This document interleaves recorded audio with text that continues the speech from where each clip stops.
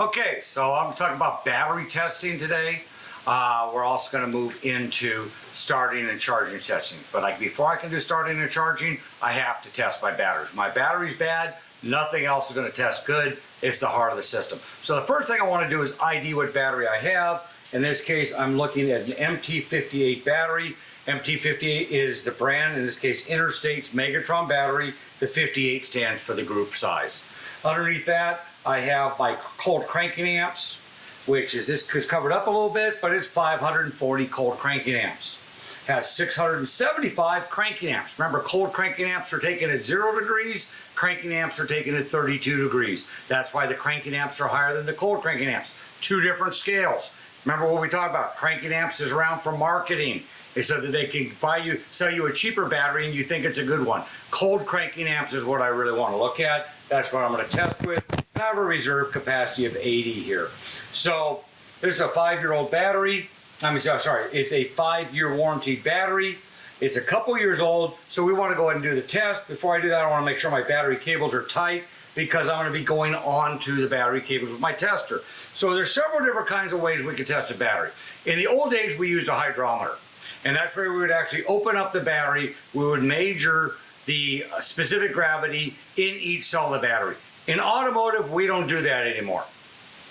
If I'm working on golf carts, if I'm working on grids that use a lot of 6-volt batteries, such as in marine use or on off-grid solar use, then I would use a hydrometer to measure each of the cells in the battery, and I would actually add acid to make sure that the entire battery array is balanced. On a regular 12-volt battery, I got 6 cells. If one cell is bad, it's time for a new battery. Really, is it worth playing with and getting stuck at 10 o'clock at night somewhere? Batteries aren't that expensive, especially when you figure them out on a per-month basis. This is a 5-year battery that's 60 months. It's a $120 battery. This is a good battery. It's $2 a month. Really? For $2 a month, you're willing to get stuck somewhere. Not me. I don't like walking that much. So I'm going to not do the hydrometer testing because a lot of times even hydrometer testing, people don't do it wrong. They actually destroy a battery that's good. So, and I don't have any acid here to add to the battery, even if it's low or out of balance. I'd have to go buy a bag of acid and who wants to have a bag of acid sitting around at all. So now we're going to move on to another kind of tester we had in the evolution of testers, and that was a carbon pile load tester. Now, most shops today don't have a carbon pile load tester. A, they're expensive. When I bought this one over 20 years ago, it was almost $2,000. And these still have some advantages. If I have a system that I think the battery is testing good with other things, but I think the battery might still be the problem, I can really stress test it with this, but I can't use this with a modern AGM battery. It'll damage the battery. So that's one reason why we don't use these anymore. So the late 90s, these started going away. These are also good if I really want to load the charging system and see what it's doing, or if I want to measure the amps the charging system is producing, or measure the amount of amps the starter's drawing. But I don't need a big tool like this to do that. I can use an amp clamp on my DVOM or on my scope and get the same result and not have this big thing sitting around the shop. So then we move into the inductance testers. So most of them are made by my Midtronics, so sometimes they're synonymous. They call it a Midtronics tester. This is one I had for years. I bought it when it first came out. This was about 300 bucks, and these were nice because I could just hook it up to the vehicle, battery with the key off, and I would put in how many amps I want. Now, if you notice here, I'm getting a connection issue. That lets me know that I might not be connected down to the battery. In this case, my problem is actually in my lead. These are real common to have in the leads break loose a little bit as they go in, and I need to open this up, cut the wires back, and resolder it. And there we go. I'm on 500. I would kick this up to 540, and I would try putting test. And boy, it really likes me. It thinks I have 1,800 cold cranking amps. So I'm thinking that's probably not the case. So I think with a bad lead, we're not getting good results. So if your tool's not working properly, you want to make sure and do it. This also has the capability of having a voltmeter where I can see where the volts of the alternator are producing, or the volts while I'm starting.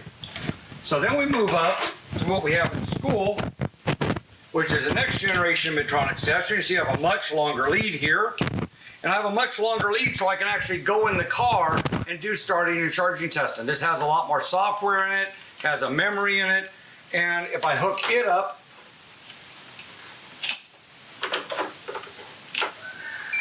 it's going to come on and it's going to start asking me questions. Here, voltmeter tells me I got only 12.2 volts. Well, we know that means I'm on 50% discharge. So I should probably charge this up. Actually, more like 75% discharge, so I should charge it up. But we're going to go ahead and test to see what we get. So now it has to be in the vehicle or out of the vehicle. I'm in the vehicle. Then it wants to know if I'm a top post, a side post, or if I'm on the jump start post. The jump start post is the post that I would have underneath the hood where my battery is under the back seat or in the trunk. Now it asks me what kind of battery. Well, I'm going to choose automotive since it's automotive battery. And then it asks me if it's a regular flooded, an AGM flat plate, or an AGM spiral. This is a regular flooded lead acid battery. So you see it's asking a lot more information than just the cold cranking amps. And I finally get to CCA. I can also put in the CA or the EN or the DIN or so on. I'm going to use CCA. And in this case, we're going to come down to the 540 CCA that the battery says it has.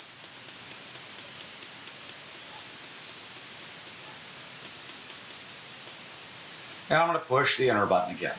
And now we're testing.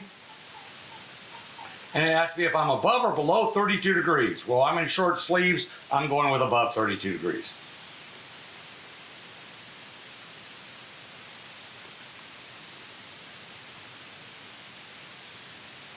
And now it asks me, is this before a charge or after a charge? That's going to make a determination. If I tell it before a charge in a test week, it's going to tell me to charge it. If I tell it after a charge in a test week, then it'll tell me I need a new battery. So in this case, I'm clicking before charge. I'm going to hit enter.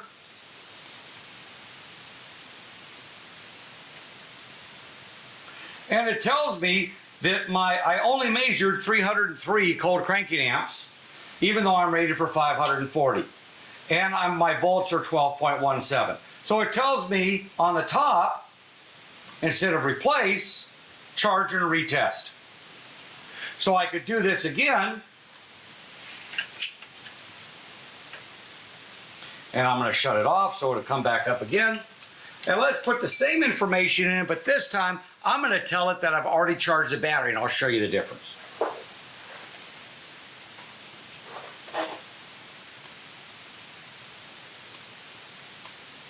Now this remembers what I put into it last time, so I can go pretty quick through this thing. And I'm still above 32 degrees.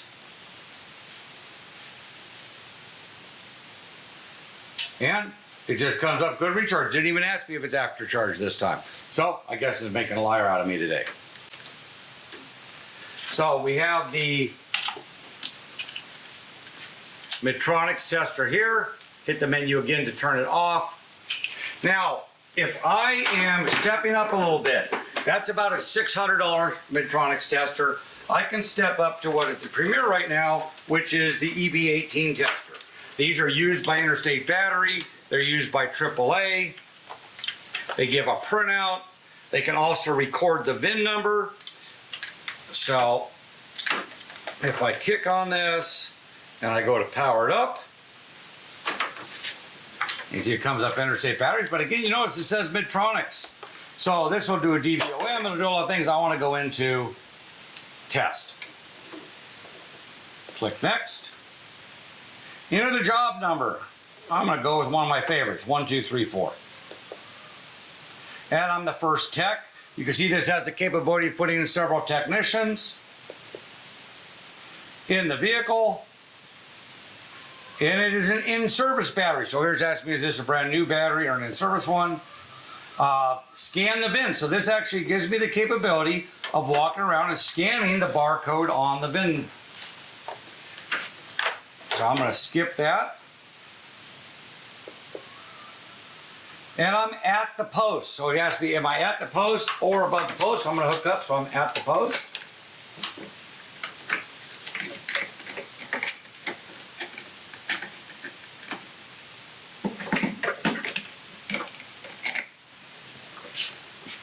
And next. CCA again, top post, lead acid, very familiar menu than we used on the last one, and I have a 540 CCA. Next. And what I want to do is press and hold the arrow key to activate the laser to see the temperature of the battery. And it says it's at 77 degrees. So you see this has a lot more high-tech features in it. The idea is to get a more accurate read. And this right here says battery results, and it says replace battery. Doesn't ask me if it's low, doesn't ask me if it's been sitting. This just comes up replace battery, and I can hit print.